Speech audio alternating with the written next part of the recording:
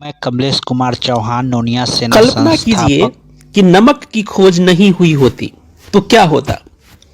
नमक न सिर्फ आपके खाने का स्वाद बढ़ाता है, बल्कि यह आपकी जिंदगी में खुशियों का घोलने की शक्ति रखता है। आपको स्वस्थ रखने, आपकी उन्नति और समृद्धि में नमक काफी सहायक होता है। काले नमक का टुकड़ा और पीपल के पेड़ की मिट्टी को लाल कपड़े में बांधकर अपने घर के किसी कोने में रख दे। ऐसा करने से अटके हुए धन की प्राप्ति होगी और धन का मार्ग प्रशस्त होगा। साथ ही घर से नकारात्मक ऊर्जा नष्ट हो जाएगी। नमक के ऐसे कुछ नहीं अनेक फायदे हैं। बहुत पहले रोमन सोल्जर्स यानी सिपाहियों को वेतन में पैसे नहीं बल्कि नमक दिया जाता था। सोल्जर शब्द ही रोमन शब्द सोल्डियर से आया हुआ है, जिसका मतलब है टू गिव सॉल्ट यानी नमक देना। भारत में नमक उत्पादन का जिम्मा जिस वर्ग पर था उसका नाम था लोनिया या नोनिया। इस तरह कहा जा सकता है कि नोनिया समाज ही था जो हमारे जीवन में स्वाद भरते थे और भरते हैं। नोनिया समाज की एक उपजाति है नोनिया चौहान या लोनिया चौहान। ये उपजाति महान राजपूत राजा पृथ्वीराज के वंशज माने जाते हैं। नोनिया समाज ने 1930 ईस्वी में अंग्रेजों के खिलाफ महात्मा गांधी के नेतृत्व में नमक सत्याग्रह आंदोलन में बढ़ चढ़कर भाग लिया था। नोनिया लोग अपना परंपरागत काम छोड़ चुके हैं और अलग अलग पेशा अपनाकर जीवन यापन कर रहे हैं। आइए जानते हैं नोनिया समाज का इतिहास। नोनिया शब्द की उत्पत्ति कैसे हुई। नून का व्यापार करने वाले नोनिया पहले के जमाने में केमिकल इंजीनियर जो नमक, शोरा, तेजाब, गंधक आदि बनाने के काम में माहिर थे। लोनिया संस्कृत शब्द लवन से आया है। लवन से लोन, नोन, नून हुआ और लोन से लोनिया, नून से नोनिया हो गया। लवन को हिंदी में नमक कहते हैं। नोनिया जाति नमक, खारी और शोरा के खोजकर्ता और निर्माता जाति है, जो किसी काल खंड में नमक बनाकर देश ही नहीं दुनिया को अपना नमक खिलाने का काम करती थी। तोप और बंदूक के आविष्कार के शुरुआती दिनों में इनके द्वारा बनाए जाने वाले एक विस्फोटक पदार्थ शोरा के बल पर ही दुनिया में शासन करना संभव था। पहले भारतवर्ष में नमक, खारी और शोरा के कुटीर उद्योग पर नोनिया समाज का ही एकाधिकार था, क्योंकि इसको बनाने की विधि इन्हें ही पता था। रेह, नमकीन मिट्टी से यह तीनों पदार्थ कैसे बनेगा यह सिर्फ नोनिया को ही पता था। इसलिए प्राचीन काल में नमक बनाने वाली नोनिया जाति इस देश की आर्थिक तौर पे सबसे संपन्न जाति हुआ करती थी। देश 1947 में क्रूर अंग्रेजी शासन से मुक्त हुआ।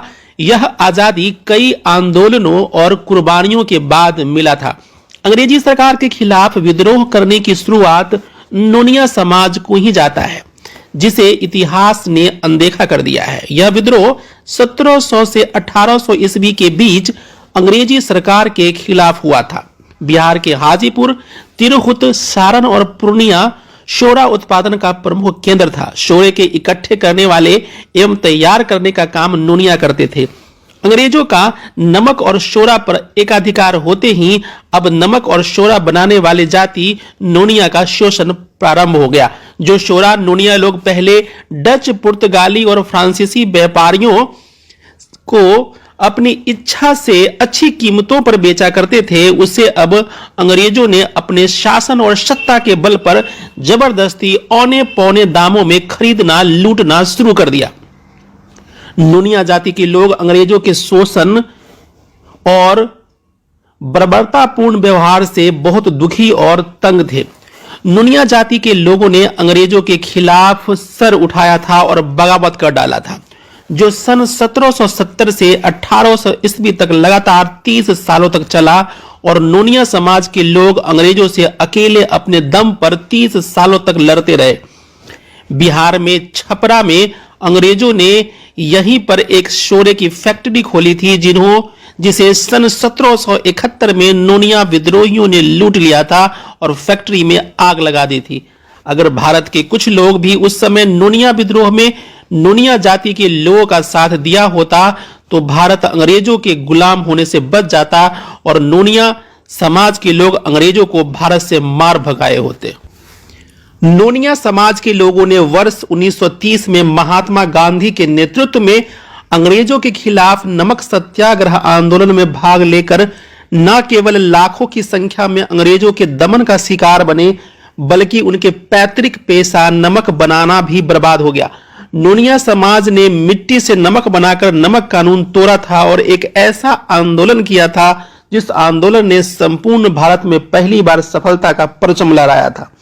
नमक बेचकर जो आमदनी हुआ वो पैसा भारतीय राष्ट्रीय कांग्रेस के कोष में जमा कर दिया गया। इस तरह देश की आजादी के लिए लड़ रहे कांग्रेस की आर्थिक मदद कर नोनिया समाज ने अपना परम एवं पुनीत कर्तव्य कर अहम भूमिका निभाई। आज भी नोनिया समाज प्रत्येक वर्ष देश के विभिन्न स्थानों पर नमक आंदोलन की वर्षगांठ मनाता है।